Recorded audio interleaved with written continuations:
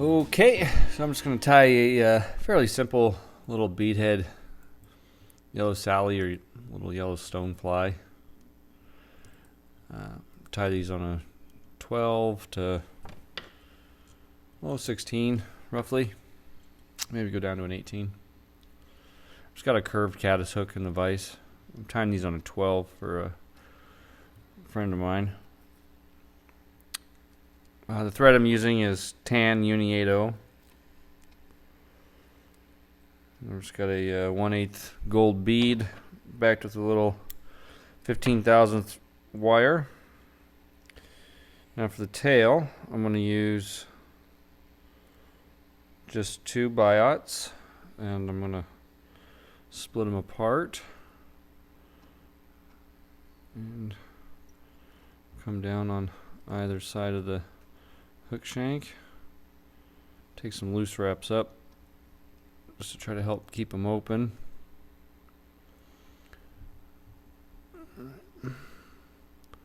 Back off just a fuzz and shorten those guys.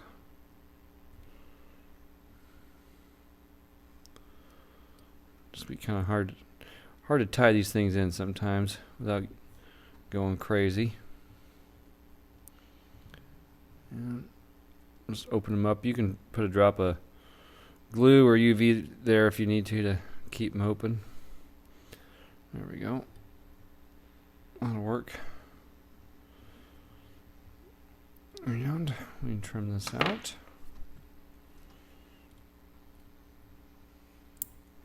Okay.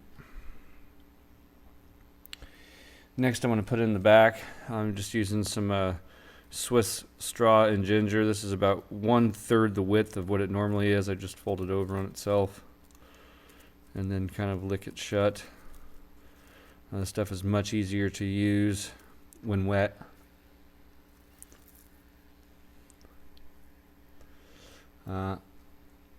This also goes by the name raffia,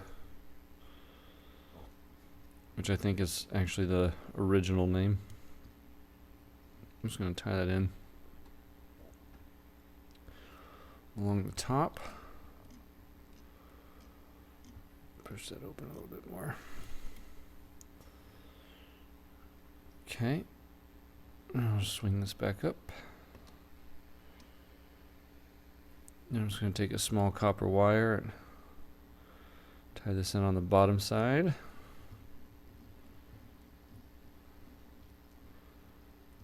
Take it down. Get it out of my way. For the body, I'm just using some kind of like a dark tan Nymph dub. What do they call it? I guess they just call it tan. It's a life cycle dub. So it's got a little bit of a shine or sheen to it.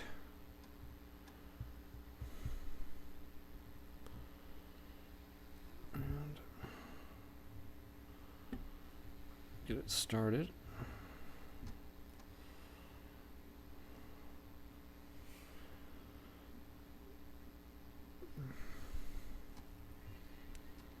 I'll bring it up. Just kind of get into the thorax area a little bit.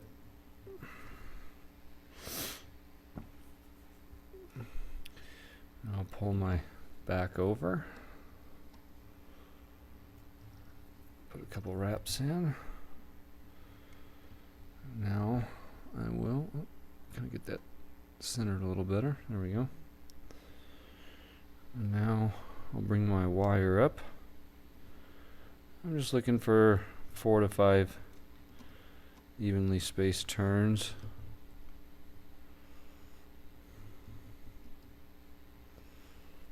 Okay.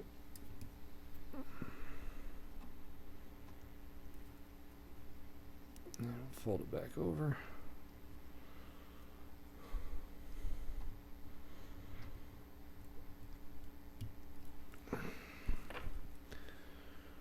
We can trim that out.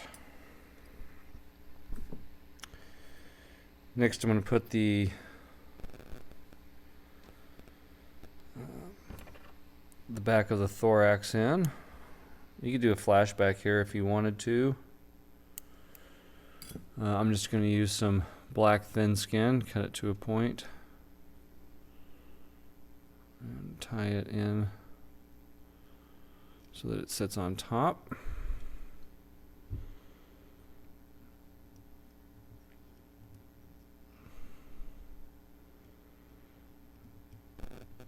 That's good. And then for the actual thorax itself, just some light olive life cycle nymph dubbing.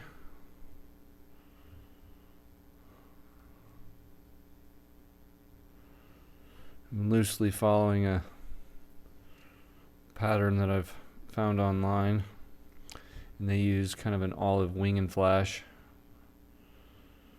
but I don't have any of that, so just use this. It's very similar.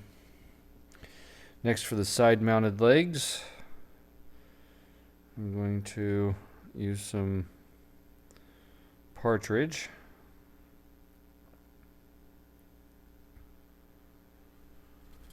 And I'm just going to cut out the tip of the feather.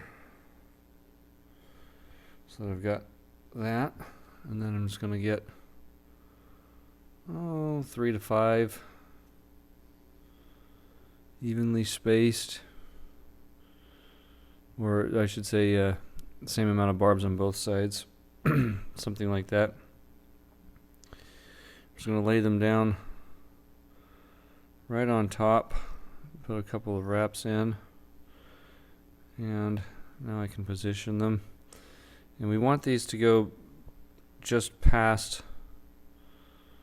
the thorax, so I'll just slightly pull them back. That'll work.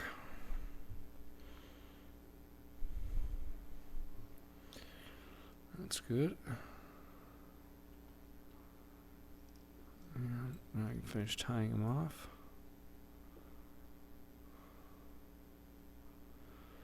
Maybe. There we go. And if they flare up, it's not a big deal.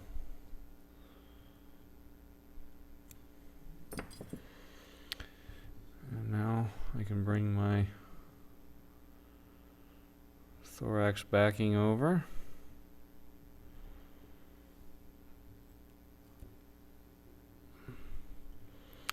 If you don't have nymph skin, you could use a colored trash bag or something.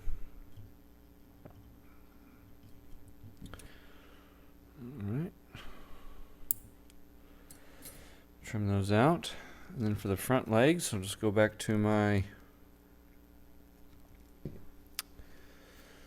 ginger biots. And we'll put a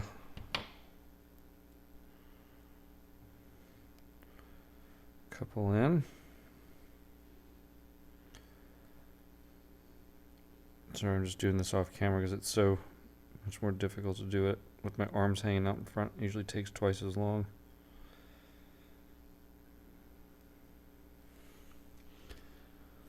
Okay.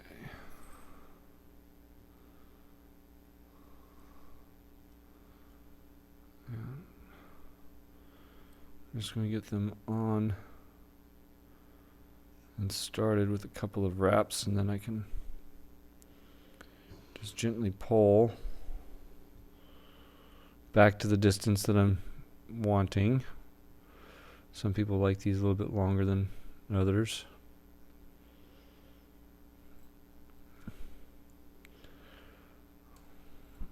And some people like these things just sticking directly out front, which you can do. It's a little bit more difficult with that big bead in the way, so you just glue it shut or something. For me, I don't think it matters all that much. So as long as they're out there, I mean, it's just a kind of go get down and go get them, nymph. And I'll bring my fingernail clippers in and trim those out. And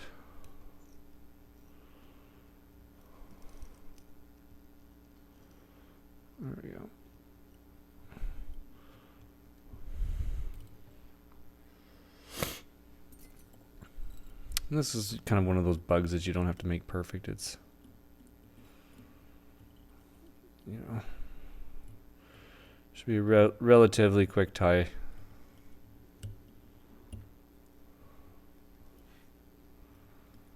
And I'll put 2 3-turn whip finishes in. Oops.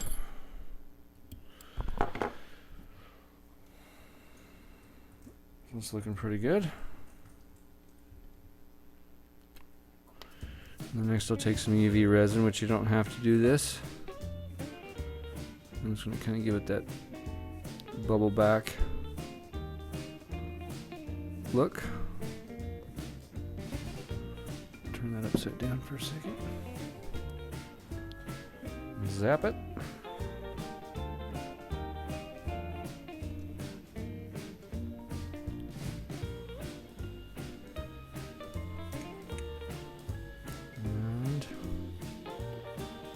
And that's really it.